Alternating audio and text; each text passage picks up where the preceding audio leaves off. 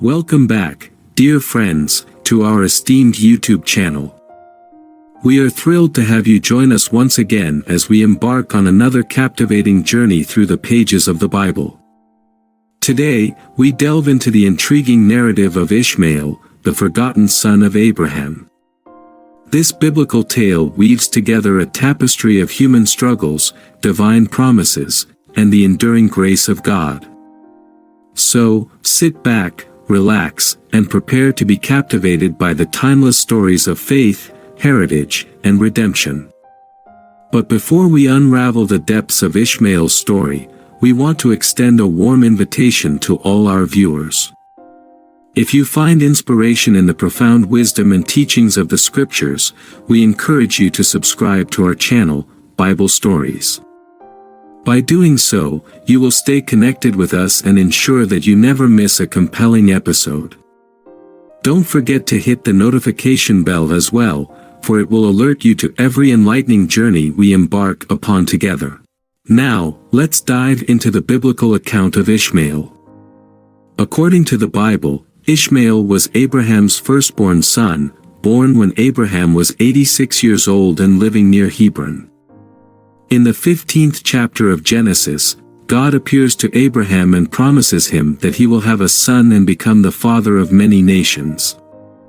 It is important to note that, at that time, Abraham and his wife Sarah had no children, and Sarah was unable to conceive.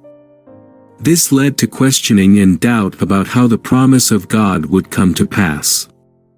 In Genesis 16 verse 3, Sarah, still called Sarai at the time, suggests to Abraham, then known as Abram, that he have a child with her Egyptian maidservant, Hagar. In accordance with the custom of the time, Hagar is given to Abraham as his wife. Subsequently, Hagar conceives a child with Abraham. However, this seemingly judicious solution to their childlessness creates more problems than it solves. As Hagar realizes she is pregnant, she begins to despise Sarah, and Sarah, feeling hurt and seeking recourse, turns to Abraham for help. Sarah's mistreatment of Hagar leads her to flee from Sarah's presence. It is worth noting that Ishmael, though born to Hagar, is legally considered Sarah's child. This complex familial situation raises questions about the dynamics and tensions within the family. Nevertheless, God does not overlook Ishmael. In the wilderness, where Hagar finds herself after fleeing, the angel of the Lord appears to her and assures her that the child she is carrying will be named Ishmael, which means, God has heard. Indeed, the Lord heard Hagar's distress. As the story unfolds, we witness the strained relational tensions between Sarah and Hagar intensify with the birth of Isaac, the legitimate son of Sarah and Abraham. However, it is important to recognize that these tensions had begun long before Ishmael's birth. Sarah, deeply upset, asks Abraham to send away Hagar and her son, Ishmael.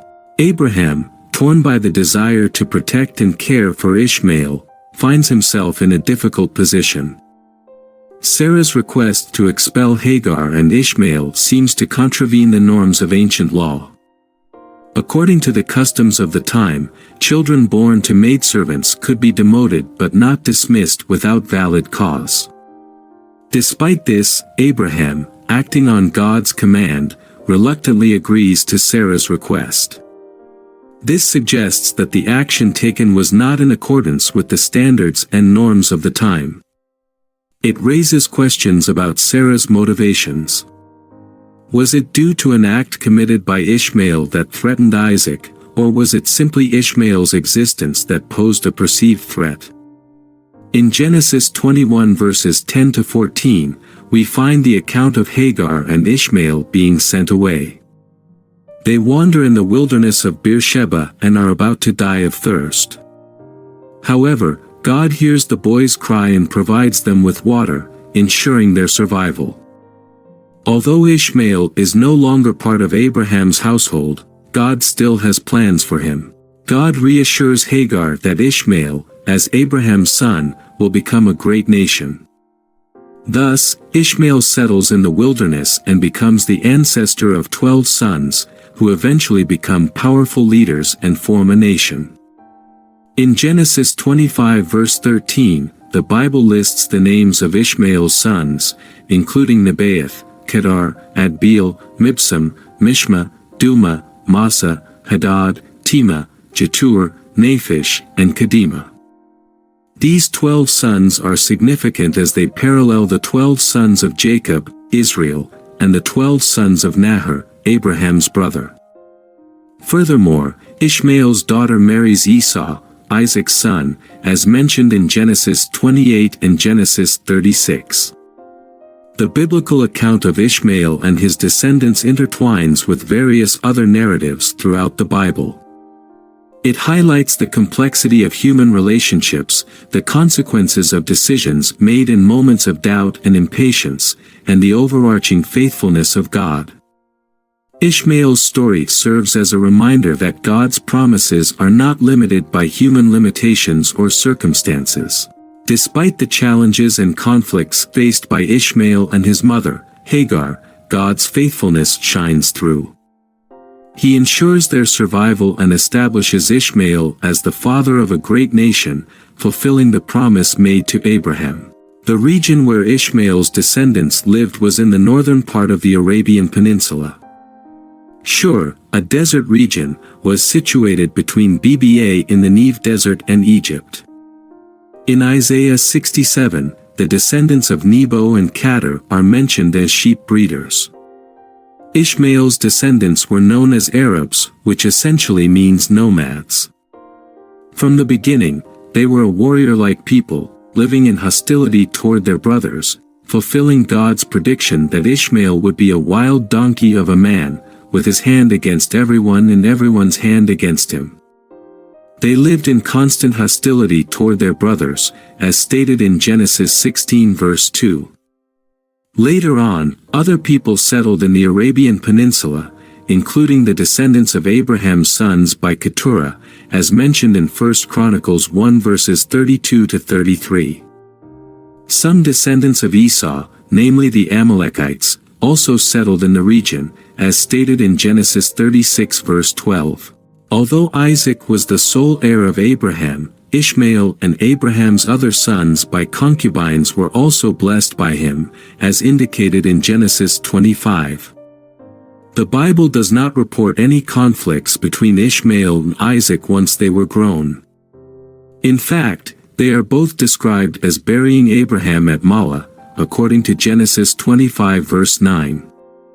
These names mentioned in the Bible represent influential tribal families of that time.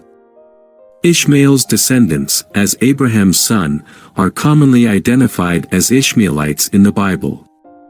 They were organized into 12 tribes, living in movable camps in the southern desert, as described in Genesis 25. Ishmael died at the age of 137, as mentioned in Genesis 25 verse 17. The Bible does not specify his burial place, but Muslim tradition places his tomb at the Kaaba in Mecca. In the New Testament, Ishmael is specifically mentioned by the Apostle Paul. Paul used the figure of the slave woman's son in an allegory, contrasting legalistic religious persecutors with those born according to the Spirit and enjoying freedom in Christ, as stated in Galatians 4 verse 21. Throughout the Bible, there are other individuals mentioned with the name Ishmael, such as a descendant of Saul and Jonathan, a high official under Jehoshaphat's reign, and the son of a priest during Ezra's time. Among all the individuals mentioned, the most well-known Ishmael was the son of Bethaniah, a member of the royal house of David, as mentioned in Jeremiah 41 verse 15. During the period of Babylonian oppression against the Jews, this Ishmael killed Gedaliah, the governor of Judah appointed by Nebuchadnezzar. In conclusion, Ishmael, as Abraham's son, holds several important points in his story. Although he was not the son of God's promise to Abraham, God still protected him and destined him for greatness. Ishmael had numerous offspring and his lineage was structured into 12 tribal clans. God characterized Ishmael, highlighting the nomadic lifestyle of his descendants and the resistance they would face from the children of the covenant.